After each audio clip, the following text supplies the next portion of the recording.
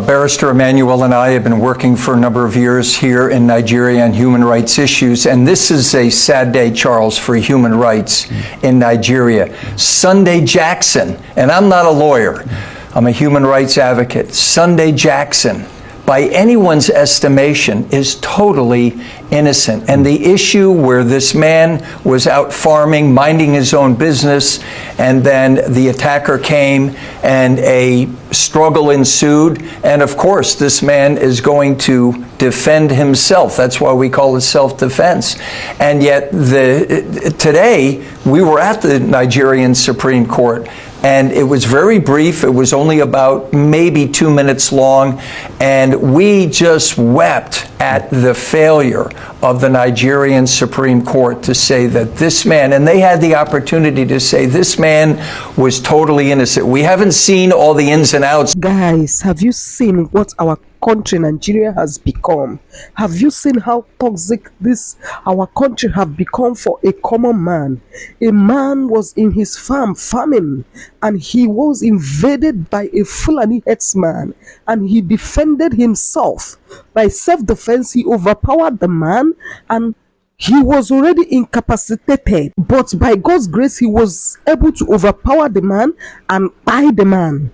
And the man submitted himself to the authorities. The man have now spent so many years in prison, and they have finally passed the judgment that the man who defended himself against a Fulani herdsman that invaded his farm has been sentenced to buy pata for life. They have sentenced him to buy pata for life. Guys, how did we get here? So these people that have been doing all sort of atrocity, they could not find them. And they know that this man is the person that owns the ammunition. They know that this man defended himself. And if he had not defended himself, that Fulani herdsman would have tied him. So what was his crime? Should he have allowed the man to tie him? What kind of country is this? This is what we are clamoring for, that Nigeria is toxic for a common man. Some group of people will do something, they will get away with it just like that, and somebody will do something that he is supposed to be commended for. Now they have sentenced him to buy this. So that is what this white man you are seeing on the screen is trying to explain. He said that what kind of country is this? He said that he wept for this man, that this man is innocent. This man should be commended for pulling such a strong act. This man should even be given an award for defending himself successfully. And look at what he has found himself into. That is what this white man is explaining. Guys, let us watch this video. When we return, we will continue. Please like this video, comment and share. Barrister Emmanuel and I have been working for a number of years here in Nigeria on human rights issues, and this is a sad day, Charles, for human rights in Nigeria. Sunday Jackson, and I'm not a lawyer, I'm a human rights advocate. Sunday Jackson, by anyone's estimation, is totally innocent. And the issue where this man was out farming, minding his own business, and then the attacker came and a struggle ensued. And of course, this man is going to defend himself. That's why we call it self-defense. And yet today, we were at the Nigerian Supreme Court, and it was very brief. It was only about maybe 2 minutes long. And we just wept at the failure of the Nigerian Supreme Court to say that this man, and they had the opportunity to say this man was totally innocent. We haven't seen all the ins and outs of the decision, but we had the opportunity to meet this humble farmer. This young man who, unfortunately, his wife abandoned him, had been on death row for 10 years. So Sunday Jackson has now become an international case for human rights. Yes, and so we're going to continue to advocate. I was going to ask you what are the international dimensions of this case? Well, the international dimensions are Open Doors, which is a human rights organization, has recounted that there have been thousands of killings of Christians by Fulanis. And so as a human rights advocate and as a pastor, I'm here to advocate for this man who is totally innocent.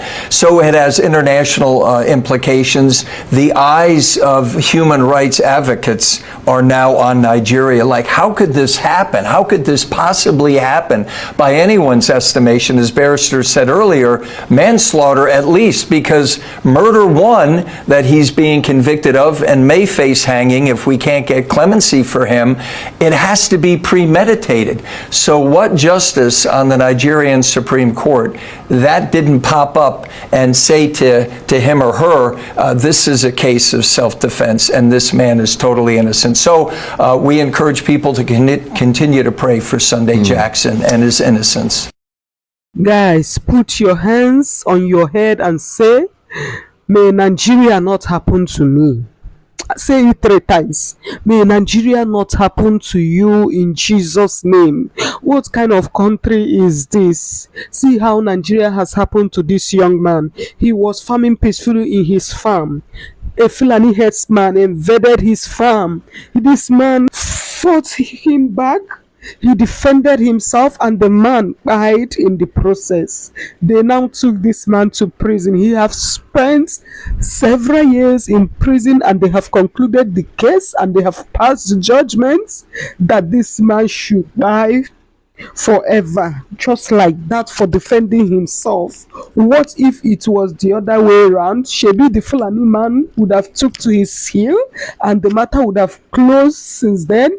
Would they have given this man justice? What kind of a thing is this?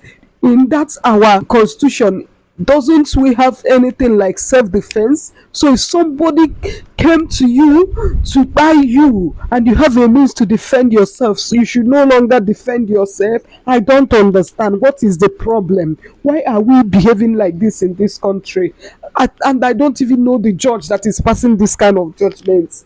Please, even if our judges is not doing well, Mr. President, some of these things you intervene. This was how they sentenced one boy to die because of chicken and eggs. The guy has spent also so many years. If Governor of Osun State, Adeleke, had not intervened, this is how they would have died that young boy. Oh my goodness, this thing is not good. This thing is not good. This man is innocent. It's not like he went and fought the man. It's not like he was looking for trouble. It's not like he carried arms. He was working peacefully in his farm. Why, when we rebuild a Nigerian that our citizens will be proud of, when we will build a Nigeria that our future generation will be proud of, this thing is not good, though. This thing is not good. This thing is not good. What kind of thing is this? So somebody should not defend him or herself again if they have the means. What the atrocities that these Fulani herdsmen